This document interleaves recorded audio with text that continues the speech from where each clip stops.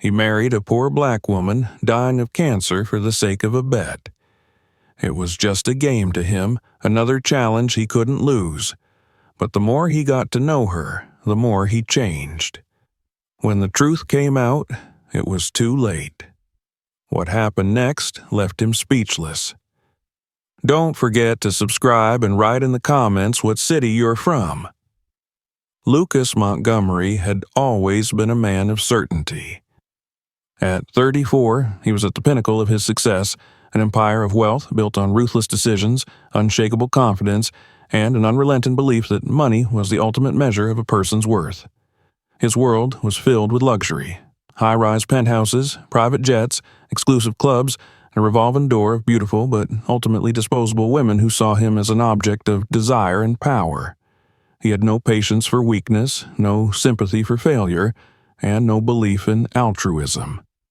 To Lucas, the world was divided into winners and losers, and he, of course, was a winner.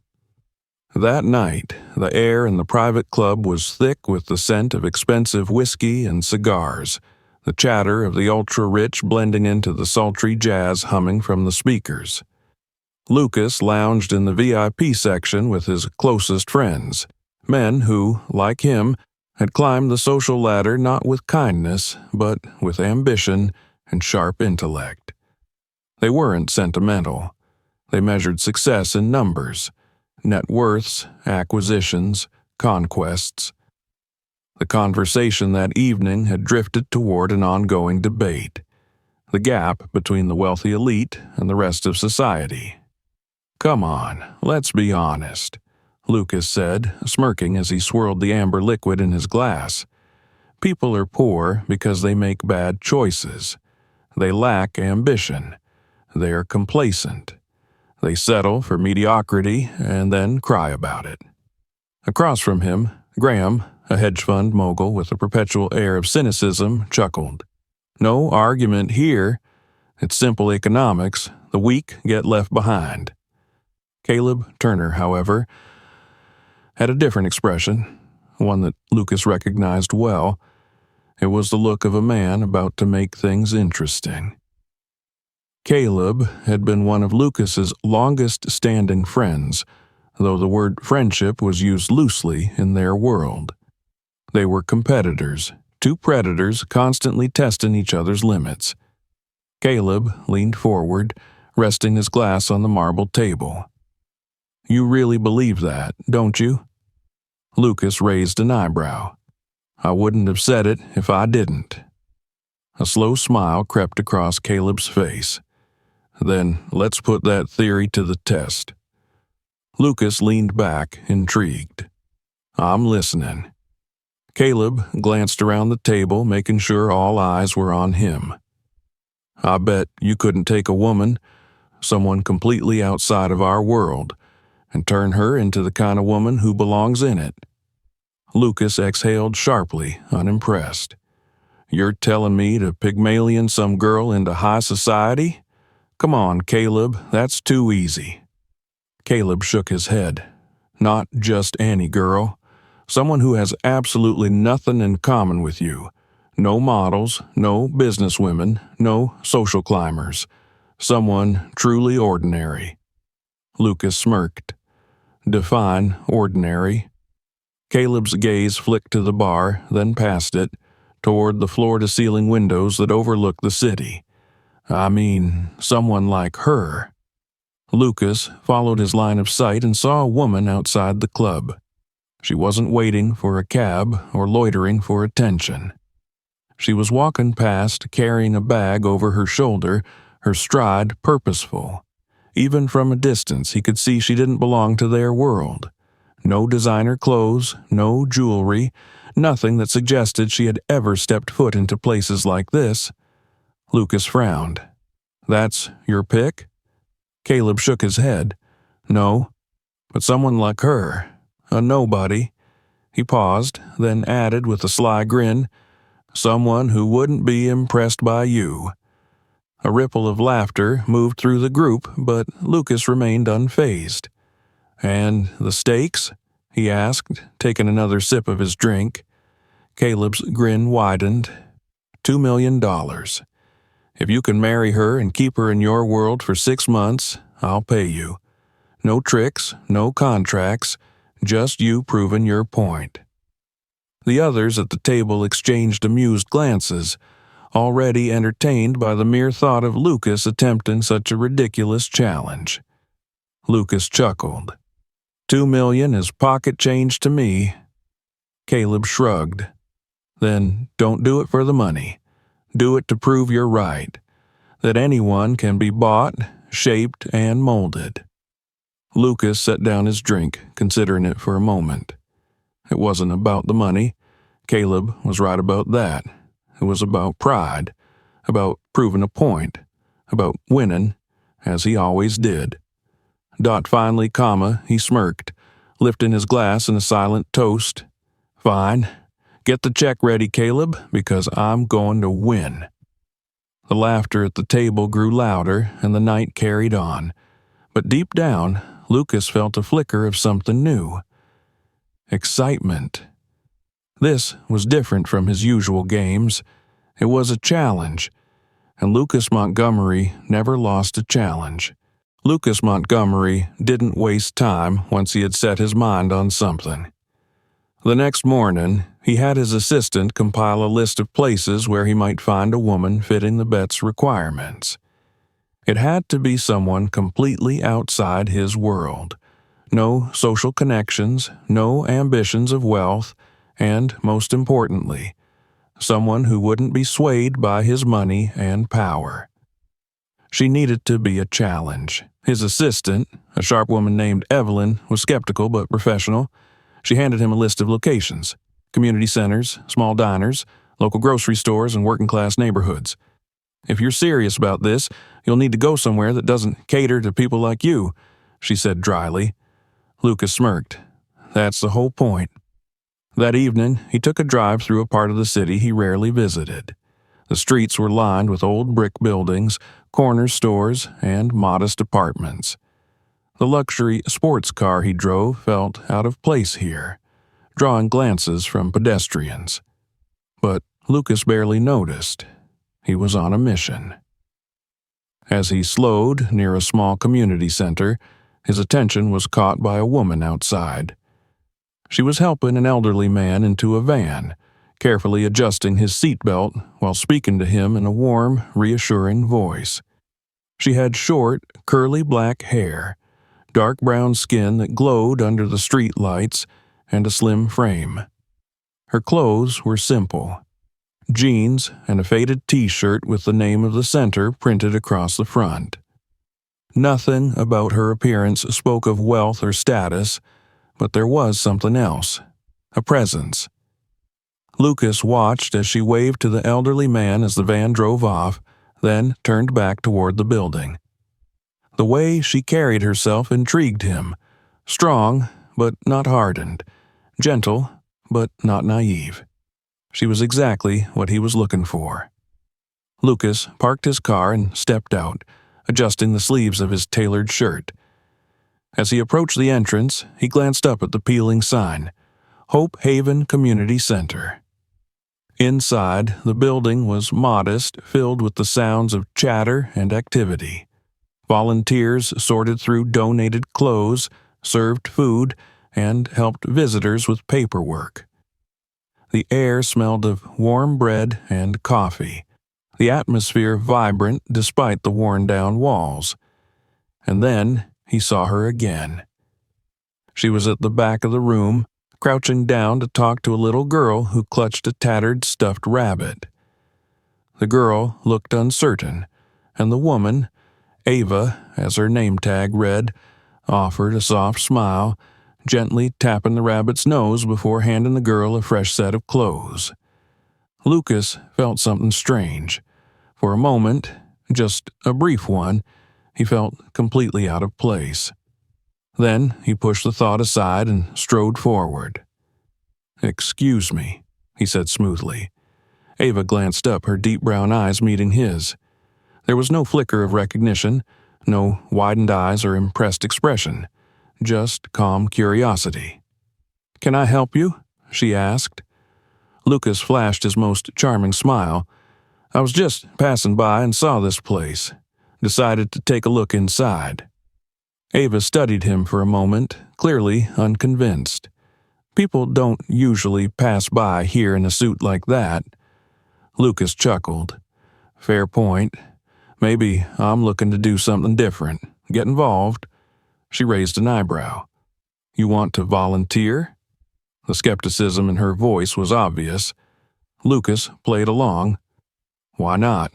I've got resources, connections. Maybe I can help. Ava stood crossing her arms. We don't really need money.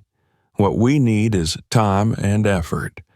People who actually care. Something about the way she said it, the way she looked at him, not with admiration but quiet challenge, made his usual confidence falter for just a second. I can give that too, he said smoothly. Ava studied him as if trying to decide whether he was worth the trouble. Then, finally, she sighed. Fine. Come back tomorrow. We'll see if you actually mean it. Lucas grinned. I'll be here. But as he turned to leave, he glanced back at her, seeing the way she quickly turned her attention back to her work, as if he were nothing more than another visitor who might not return. He wasn't used to being dismissed so easily, and that made him all the more determined. Lucas did return. He arrived in jeans and a casual button-down, far from his usual polished look. He wasn't naive. He knew he stood out regardless, but this time he was determined to observe Ava, to understand what made her so different from the women he usually encountered. Ava barely acknowledged him when he walked in, handing him a clipboard with a list of tasks. Since you're new, you'll start simple. Sorting donations, she said. Lucas arched a brow. No grand tour? No special treatment? Ava smirked. Not unless you earn it. He liked that. As the day went on, Lucas found himself observing more than participating. People trusted Ava, came to her with their problems, and she always listened, always had a kind word or a solution. She wasn't just playing a role, she cared, and it made no sense to him. At one point, a woman approached Ava, looking worried. Ava, I need to talk to you. Ava guided her to a quiet corner, and Lucas, pretending to work, overheard their conversation. I had another episode, the woman whispered. The chemo isn't working like before. Lucas stilled. Chemo? Ava squeezed the woman's hand. We'll figure it out. We always do. Lucas watched as Ava offered words of comfort, but something in her expression shifted. Just for a second, there was a flicker of something. Fear, pain, something she quickly buried beneath her warm exterior. And suddenly, it clicked. Ava wasn't just helping a sick woman. She was sick too. Lucas felt a strange sensation in his chest, something between curiosity and unease. He had chosen Ava because she was a challenge, because she wasn't easily swayed. He had thought her illness would make things easier. Now, standing there watching her, he wasn't so sure. For the first time, he had the unsettling thought that maybe, just maybe, this bet wouldn't be as simple as he had expected.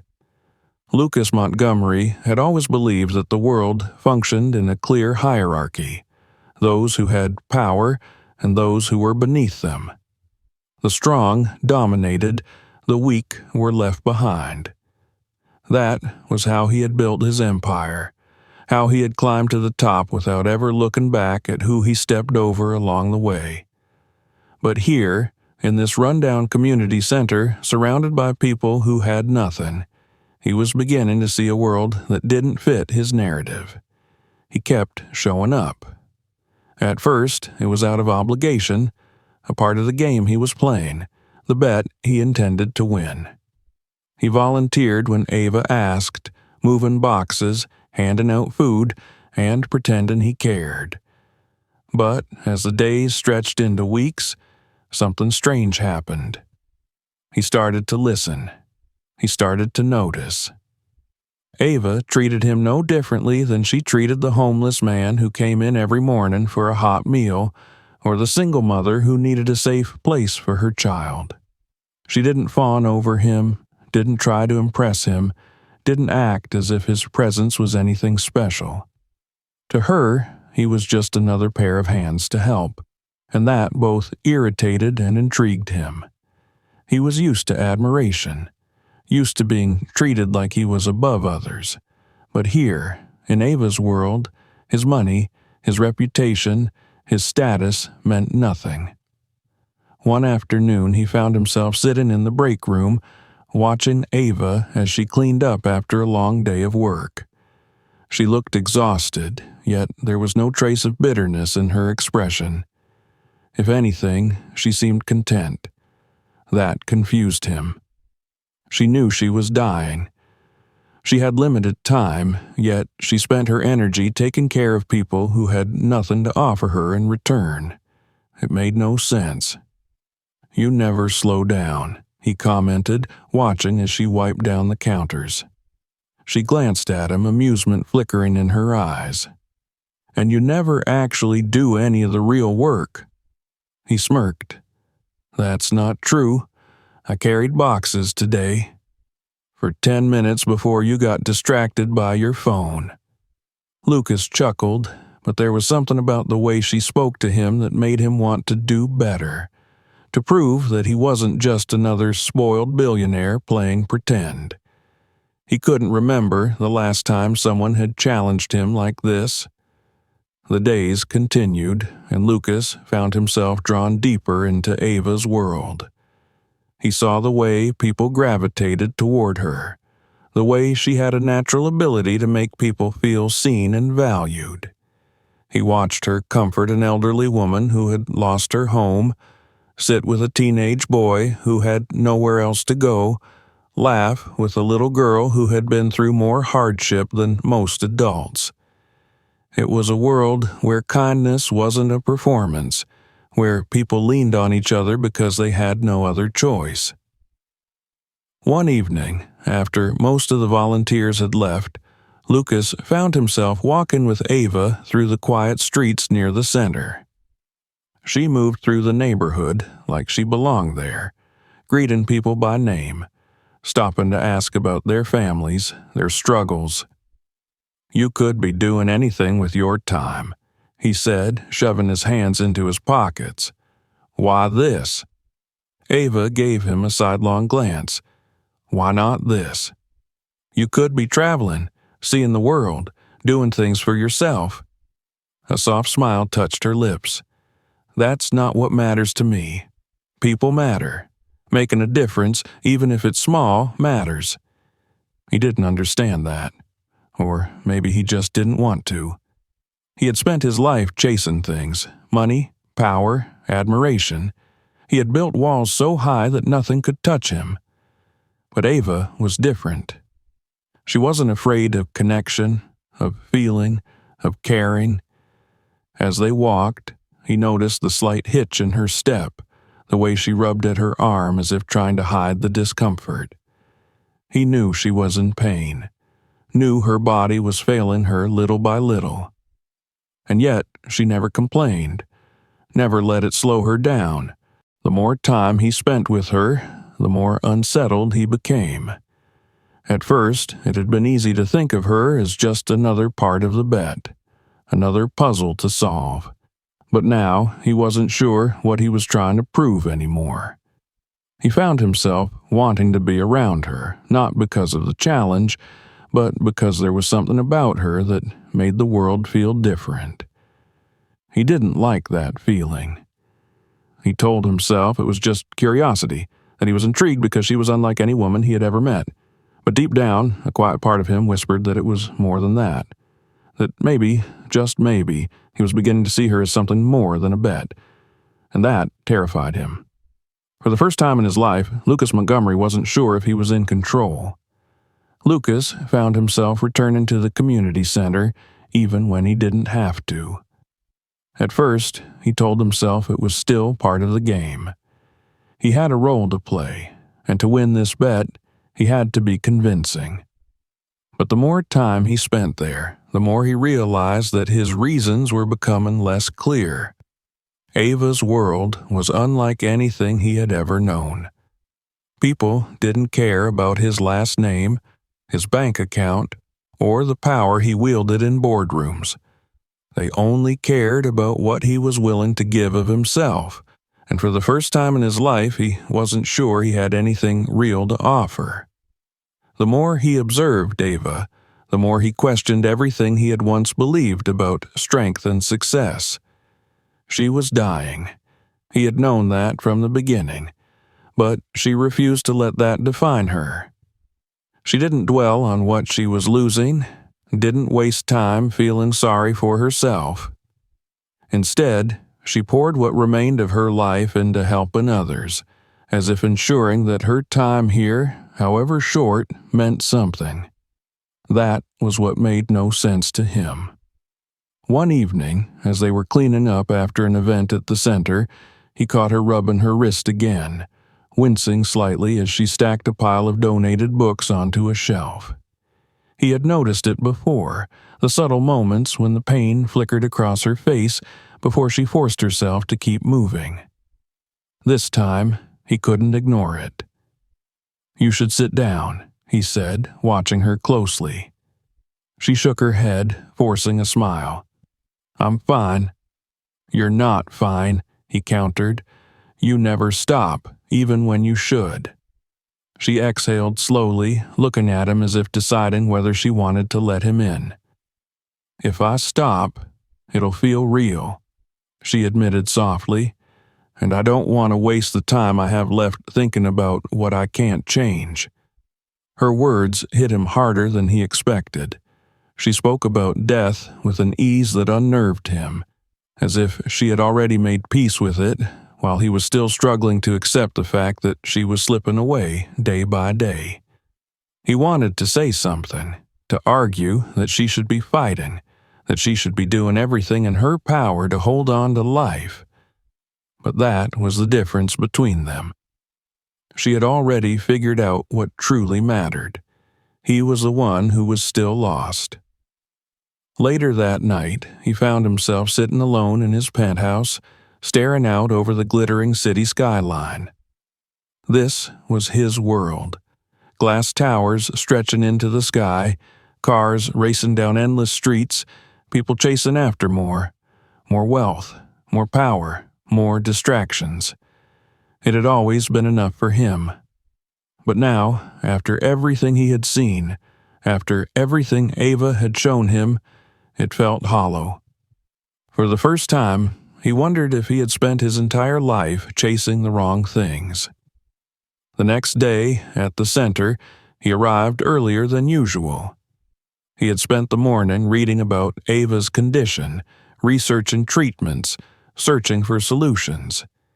He had the means to get her the best medical care in the world, to fly her to any hospital, to pay for any experimental drug. It wasn't too late. It couldn't be. When he found her sitting at one of the tables, sorting through a pile of paperwork, he sat across from her and pushed a folder toward her. She looked at it, then at him, eyebrows furrowing in confusion. "What's this?" she asked. "Options," he said simply. "Doctors, hospitals, the best specialists in the country. I made some calls.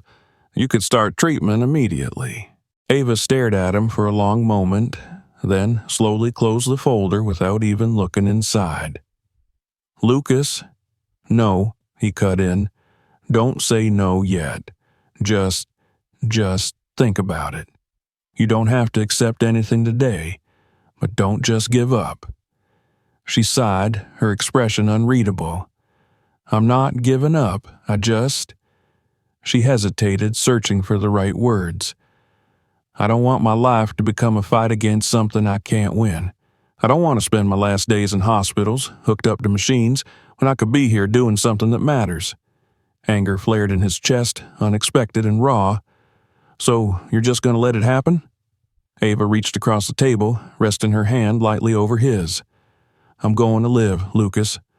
For as long as I can, I'm going to live the way I want to. And when it's time, I'll let go knowing I didn't waste a second."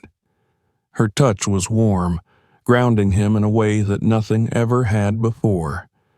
He wanted to argue, to convince her that there was still a chance. But deep down, he knew that Ava had already made her choice, and nothing he said would change it. That night, as he lay in bed staring at the ceiling, he couldn't stop thinking about her, about the way she saw the world, the way she made every moment count. And for the first time, he realized that this wasn't just about the bet anymore. He didn't just want to win. He wanted to understand her. He wanted to know why she could accept death with such peace, while he, for all his power and wealth, had never felt more afraid. Lucas had never known love, not real love. His past relationships had been transactional, built on mutual benefit, power, and status. Women wanted him for his wealth, and he wanted them for their beauty, their admiration, their willingness to fit into the life he had built. But with Ava, it was different. She didn't care about his money, his power, or his carefully constructed persona. She saw him, not the billionaire, not the CEO, but the man underneath. And that terrified him more than anything. Days passed, and Lucas found himself more and more drawn to her, not just because of the bet, not just because she was a challenge, but because she made him feel something he had never felt before. Every moment with her was real. The way she laughed with the people at the center, the way she comforted a child without hesitation, the way she met the world with unwavering kindness despite knowing her time was running out. He didn't understand it, but he wanted to. One evening, as they walked through the quiet streets after closing the center, he finally voiced the question that had been haunting him. "Ava, aren't you scared?" She glanced at him, surprised. "Of what?" "Of dying."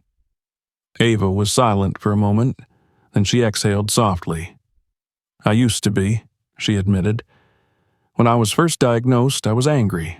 I kept thinking, why me? Why now? I had so many plans, so many things I wanted to do. And then I realized something." Lucas watched her, waiting. "I was spending all my time being afraid of the future instead of living in the present." She stopped walking and turned to him. "We all die, Lucas. Some sooner than others. The only thing that matters is what we do with the time we have."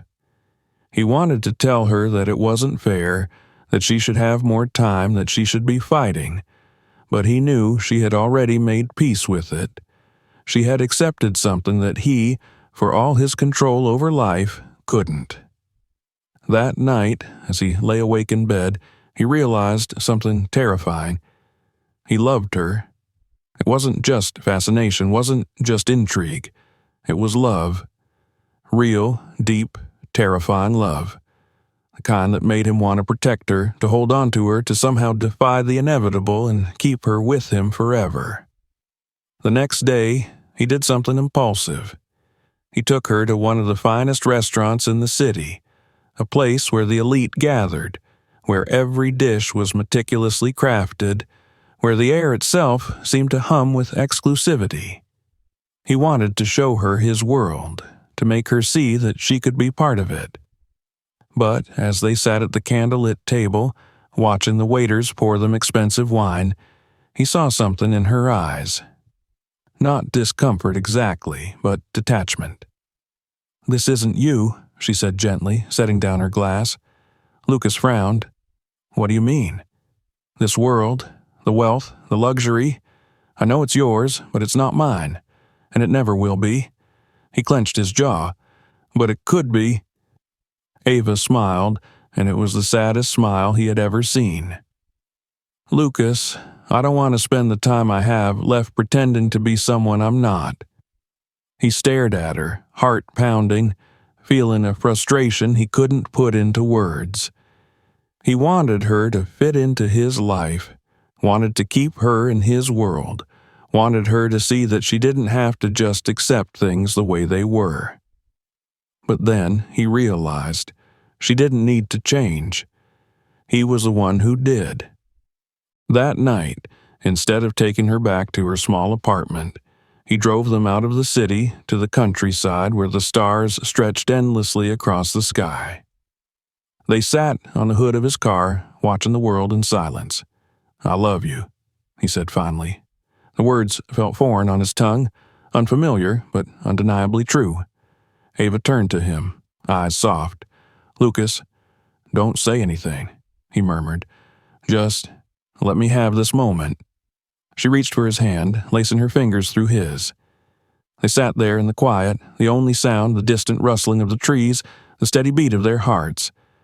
For the first time in his life, Lucas Montgomery didn't feel like he had to win. He had already found what he never knew he was looking for. Lucas had never felt more certain about anything in his life. He loved Ava, and for the first time, love wasn't a transaction, wasn't about power or status. It was raw, unfiltered, terrifying. He wanted to give her the world, wanted to fight against the cruel fate that was taking her away from him. But no matter how much he tried to convince himself that love could be enough, the truth was unavoidable. Ava was slipping away. She was good at hiding it, but he noticed.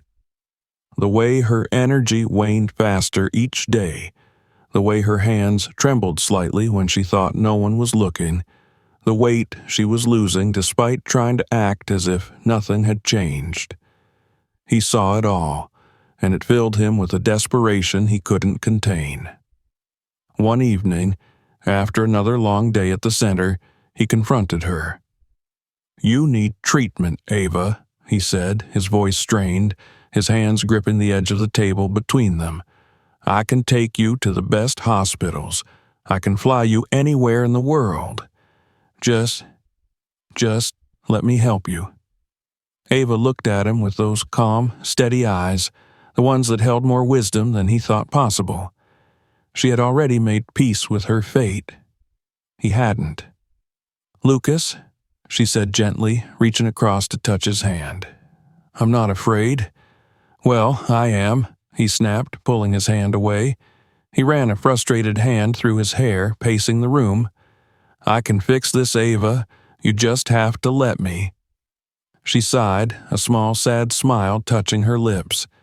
"Not everything can be fixed." He hated that answer. Hated the acceptance in her voice, the way she was willing to let go when he was not. He had spent his whole life bending the world to his will, making things happen through sheer force.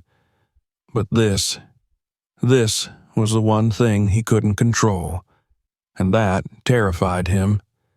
The fear built inside him a frustration he couldn't contain, and in a moment of weakness, of anger, he said the words he could never take back. "Is that why you agreed to be with me? Because you knew you didn't have to stay? Because it was easy, knowing you wouldn't be around long enough for it to matter?"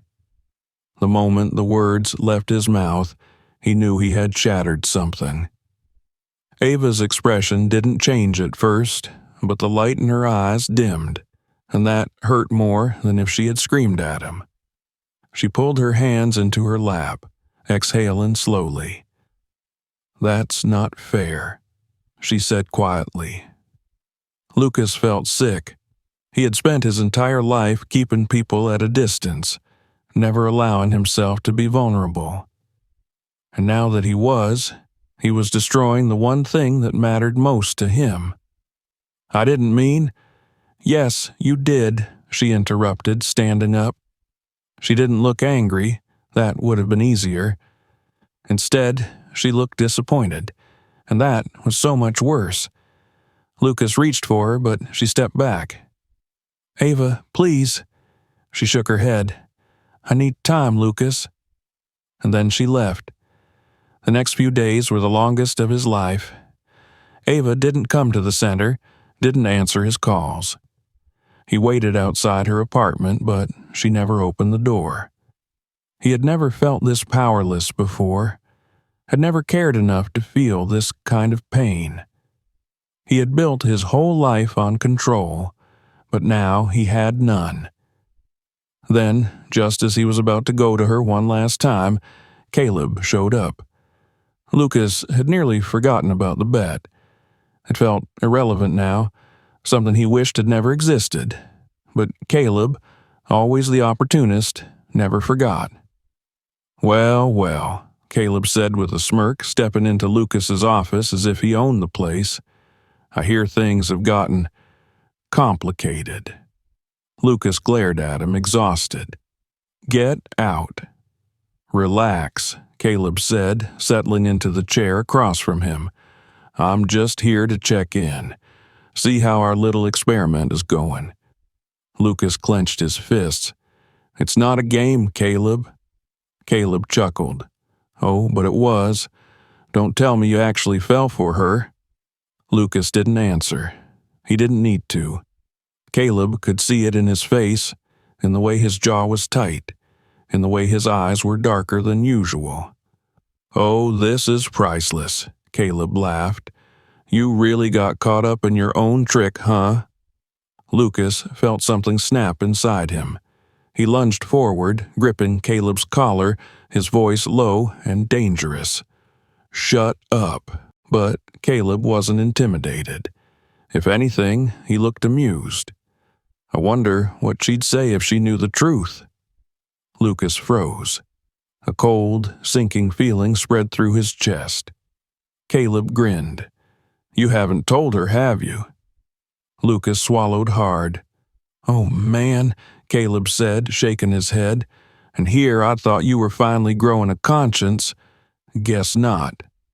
Lucas let go of him, stepping back, running a shaking hand over his face.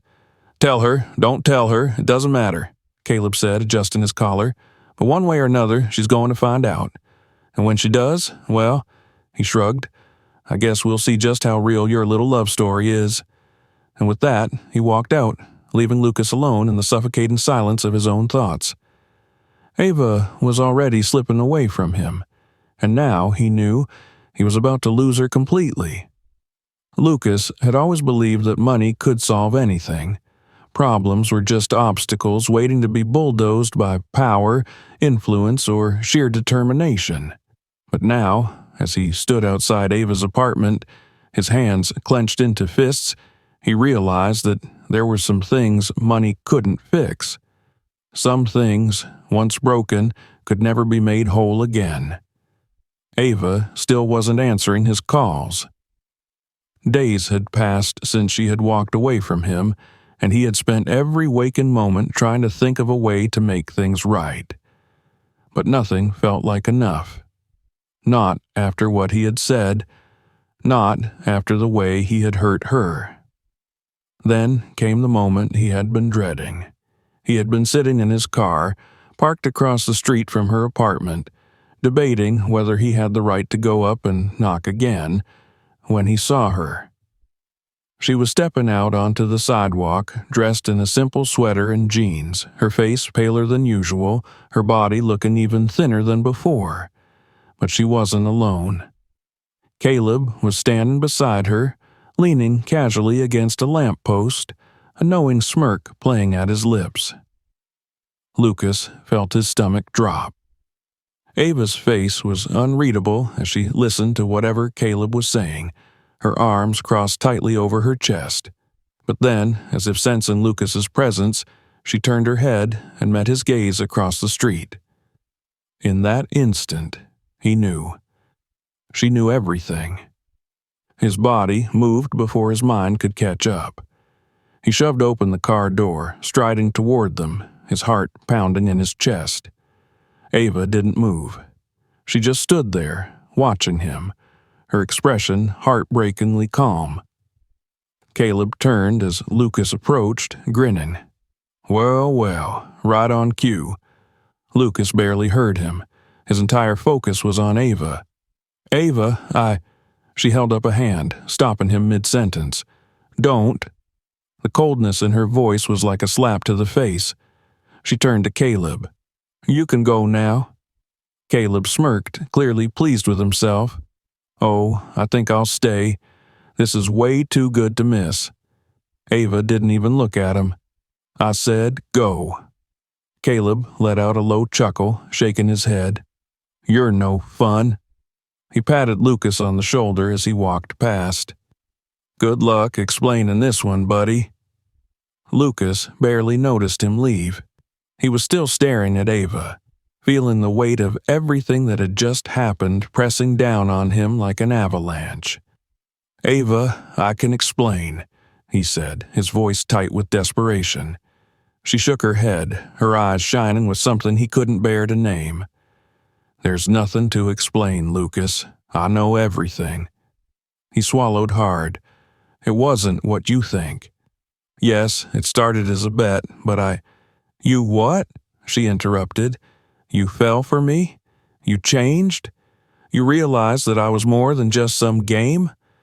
Her voice didn't rise, didn't waver, but each word felt like a knife cutting into him. Yes, he said hoarsely, that's exactly what happened.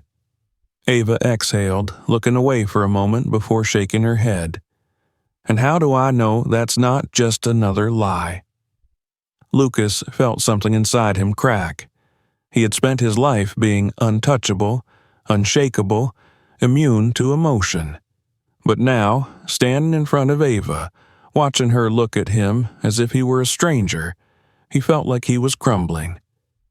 I don't know how to prove it to you, he admitted, his voice raw, but I love you, Ava, and that was never a lie.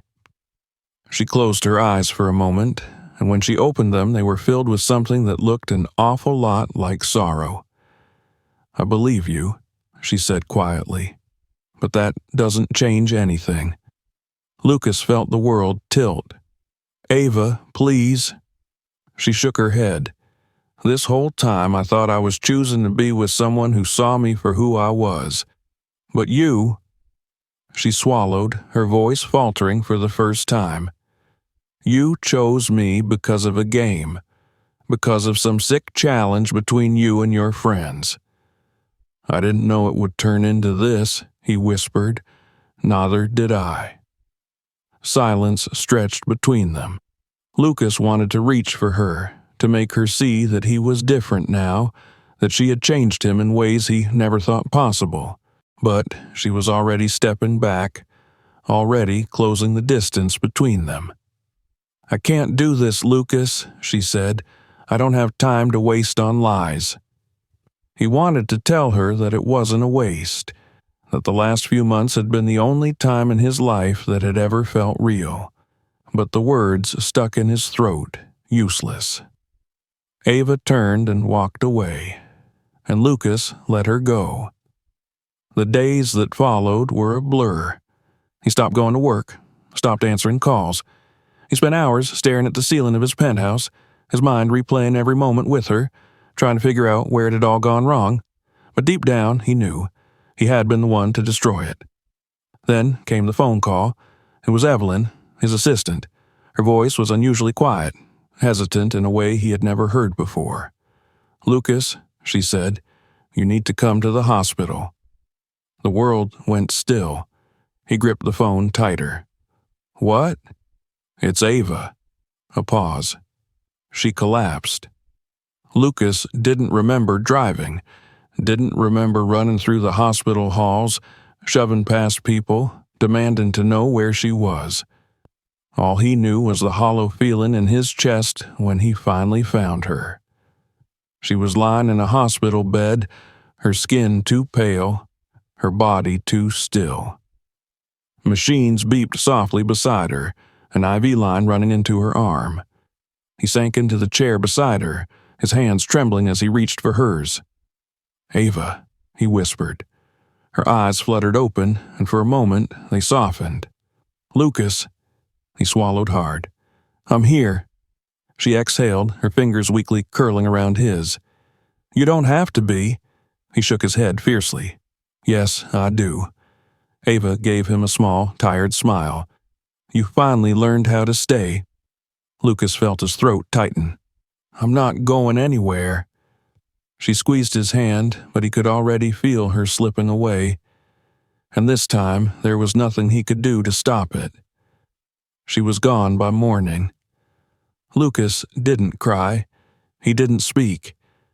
He just sat there, holding her hand long after the machines had gone silent, long after the doctors had stepped in, long after the world had shifted into something unrecognizable. The woman he loved was gone. And for the first time in his life, Lucas Montgomery had lost something he could never get back.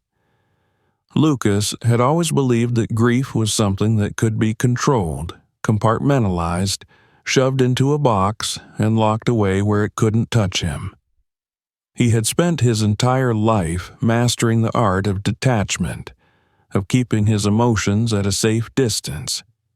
But in the days after Ava's death, he realized that grief didn't work like that. It wasn't neat or logical or something he could fix with money or power. It was a living, breathing thing, curling around his ribs like a vice, pressing down on his chest until it felt like he couldn't breathe.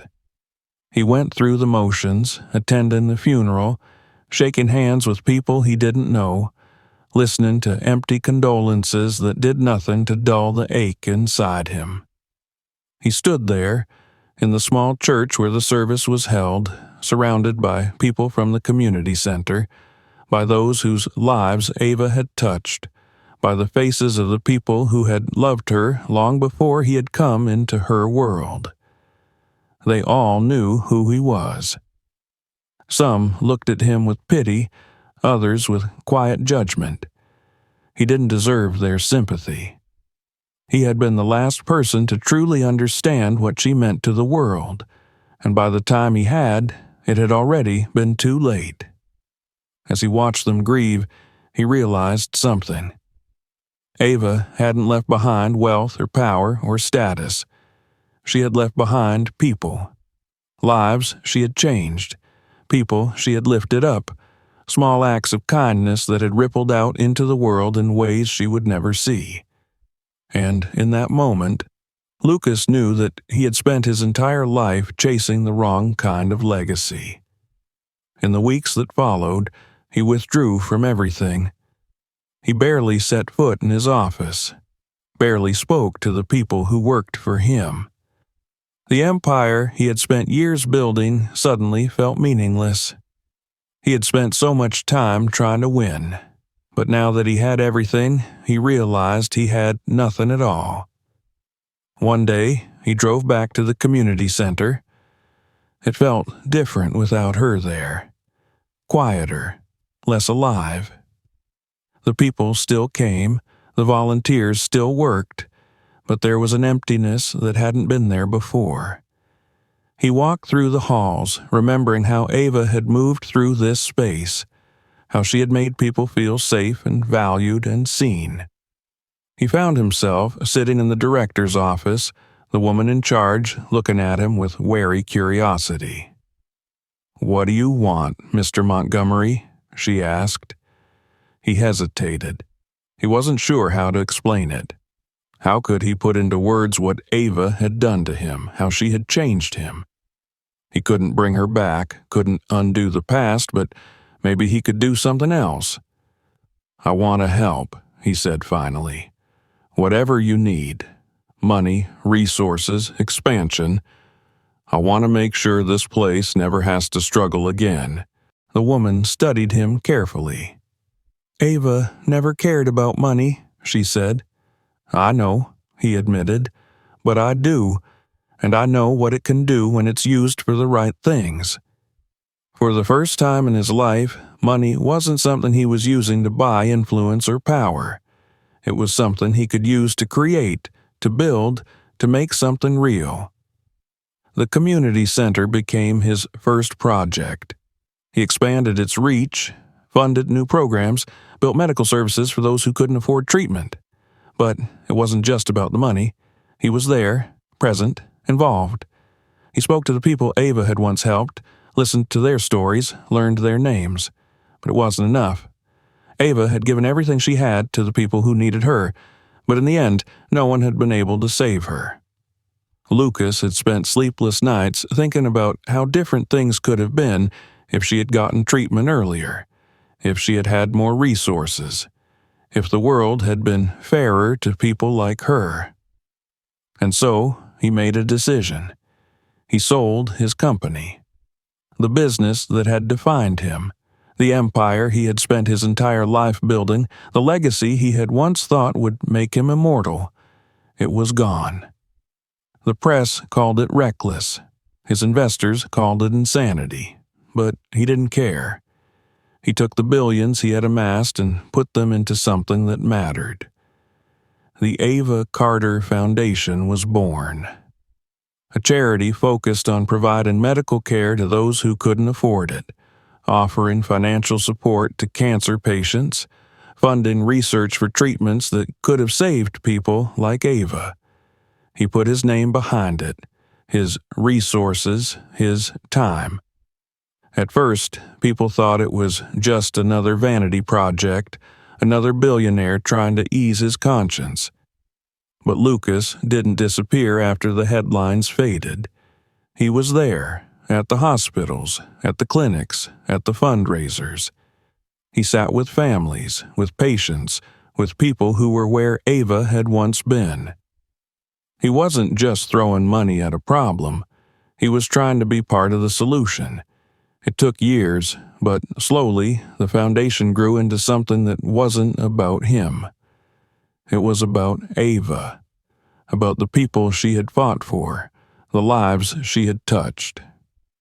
One evening, long after most of the staff had gone home, Lucas found himself in one of the foundation's clinics, walking through the halls, listening to the quiet hum of life still moving forward. He stopped in front of a wall filled with photographs of patients, families, people who had been helped by the foundation. And there, at the center of it all, was a picture of Ava. She was smiling, her eyes bright, the way he always wanted to remember her. A nurse passed by and paused when she saw him staring at the photo. "She was special," the woman said.